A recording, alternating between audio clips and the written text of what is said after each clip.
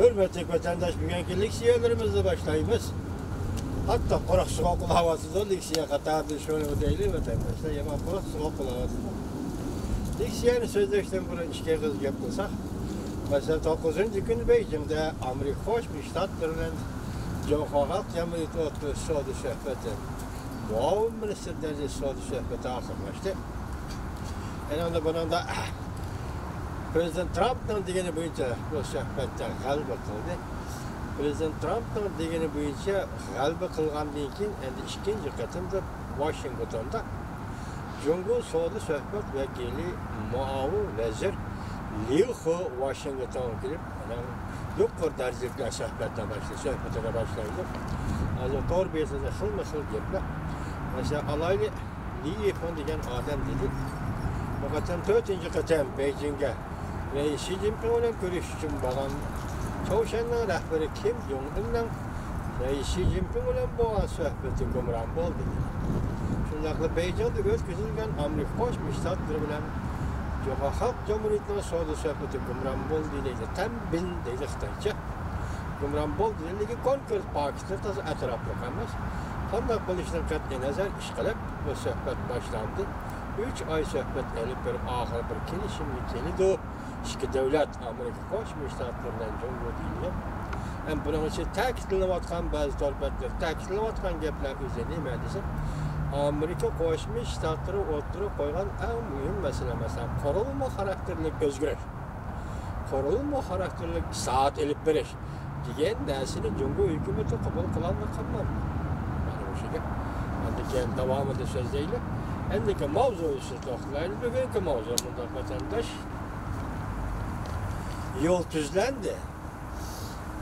Soğudu uğraşı halkılık, yukarı katlamlık sohbet ceryanına kirip geldi. Mavzula haber 1. ayın 9. gün New York Vakit Gazeti ilan kılındı. Haber bundan başlandı.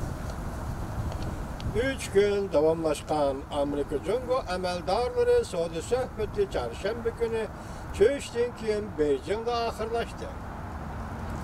İki taraf İxtilafla dairesi tarayışını belgeleşti, hatta ilgirleş hasıl buldu. Lekin kaçan kandak gelişim imzalaydı tehe ener bir nime demedi.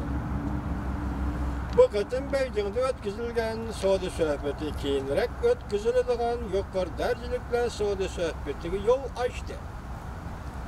Prezident Trump Davos iqtisodning bir yig'iniga qatnashdi. Hozir bu xabarni bekor qildi. Ahirda so'zlaymiz, Prezident Trump Davosga ishlik, ekonomik yani iqtisod yig'iniga bo'lishni bekor qildi. Jumhurda iqtisodga mas'ul muavin vazir Liu He shundan keyin Washingtonda ziyorat qildi. Hozir shu haftalar kelar haftalarda Liu He Washington keladigan bo'ldi. Amerika'da bir nafar yuqori darajalik amaldori savdo sohbatining oxirlashganligini dalilladi. Lekin tafsiliy ahvolni so'zlab berishni rad qildi. Savdo sohbatdan tafsiliy ahvoli berilmayapti degidek gazetalar yoki matbuotlar. Jungo amaldorlari darhol obzor e'lon qilmadi. Payshanba kuni muxbirlarni kutib olish yig'inida suhbatni tilga olishi mumkin. Günler. Gerçi iki taraf bayanat ilan kılmagan bolsa lekin söhbet iki tarafdan Aksaray'ı belgilep bergen muddetten bir hafta burun benim kelişimi mümkün. Aksaray 3. ayının 2. günden başlap Amerika Cumhuriyeti'nden import kılınan her yile import kılınan tuvarlığı tahminen 40%'in tamoyda beyci koyuşta oynayışı batırdı.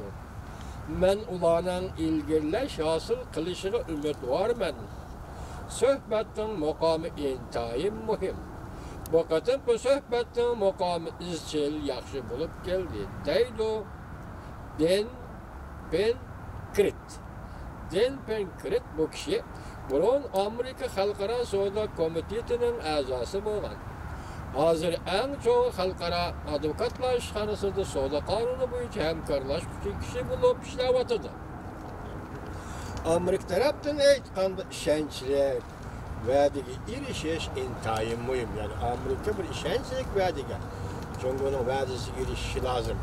Lekin bu Den Penkritning Moşu sözüge kızıkıp ben bu haberini tayarladım. Ne dedi? Desiniz hazır Amerika koşmuş sattı. 40% tabanca böyle koyuşla oyluşuvatıdı. Cumhuriyet'in import kılınan tuarlağa da. Bunun aldı diye bir şartlık cümle yok. Kayni diye bir şartlık cümle yok. Bundan olanda eğer Suudi sohbeti netice kazanmasa onda da Amerika tabanca böyle koyuş yolu koysa bu tabanca böyle 10%, 20% demez. Yani 40% tabanca böyle koyuluşu mümkün şöyle oyluşuvatı dedi. Ben Kırk efendim. Amerika taraf emeldarlar bergen vədilərini qandaq icra qilishni tushundirib, bu ishni talab qilganlikdan suhbat 2 gündür, 3 günga uzrab ketdi. Mesela vədi Cungo vədini icra qilishni qandaq konkret icra qilasan deganlik uchun 2 kunlik suhbat 3 günga uzrab ketdi. Cungo yakından bir neçe haftadan beri yani Prezident Trump hükümetiga Suudi urushini oxirlashtirish to'g'risida bir qancha qator taklif berdi.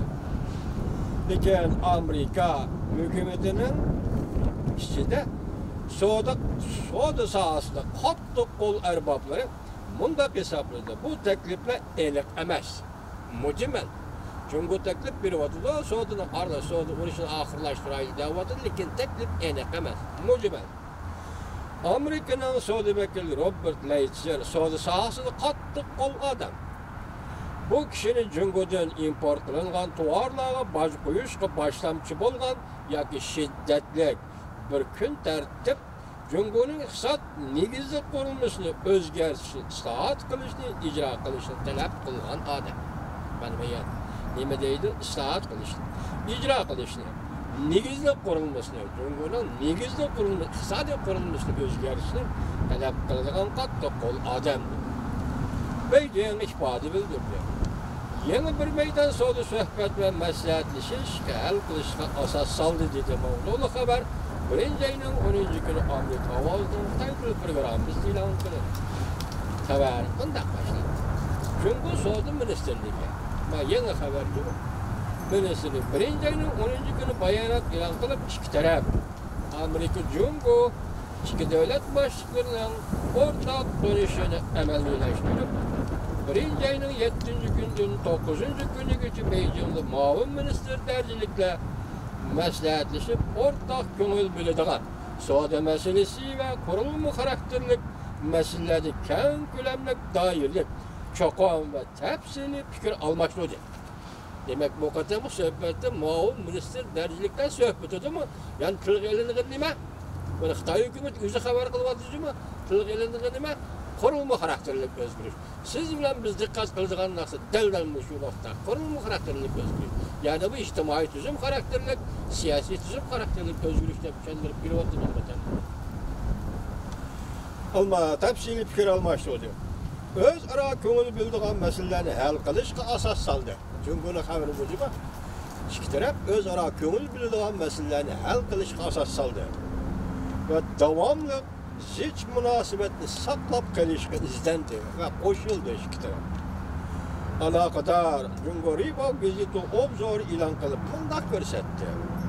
Cungo Amerika bilan Cungo o'rtasidagi savdo mojarolarini hal qilishdan pek umid qiladi. Cungo buni pek umid qiladi. Lekin obzor yana bunday değildi. Cungo taraf savdo mojarolarini hal qilish uchun muvaffaq bo'lmagan yo'l qo'yishni bajarolmaydi.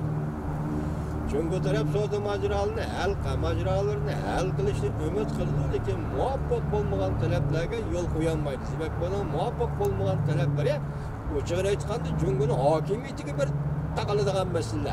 Vatandosh. İki taraf murashsha kelganda ondan kelishim hosil qilg'ili bo'ladi. Bu qatim bu suhbatdan xabardor bir nafar kishi mundaq ko'rsatdi. Cungo qurilma xarakterli o'zgarish elib berish va aqliy mulkni o'g'irlash, texnik o'tinib berishga majburlashni to'xtatishga ikki tarafdan maydon hali arliq bor deb ko'rsatdi. Bir aqliy mulk patent huquqini o'g'irlash, ikkinchi texnik o'tinib berishga majburlash, qurilma xarakterli o'zgarish. Mana 3 masalada Cungo yaqin kelmayapti. Demak, bu yerda qarab turingki, qurilma xarakterli o'zgarishni qo'yib turaylik, buni yomon qiyin deylik. Hozir texnika o'tinib berishga majburlash, texnik o'tinib berishga majburlash, aqliy mulkni, patent huquqini o'g'irlashdan to'xtash. Bu ikki masalaga diqqat qilsangiz, masalaning og'irligi oddiy nuqtadan kuzatsangiz hayron qoladi. Chunki har ikkisi texnika masalasi.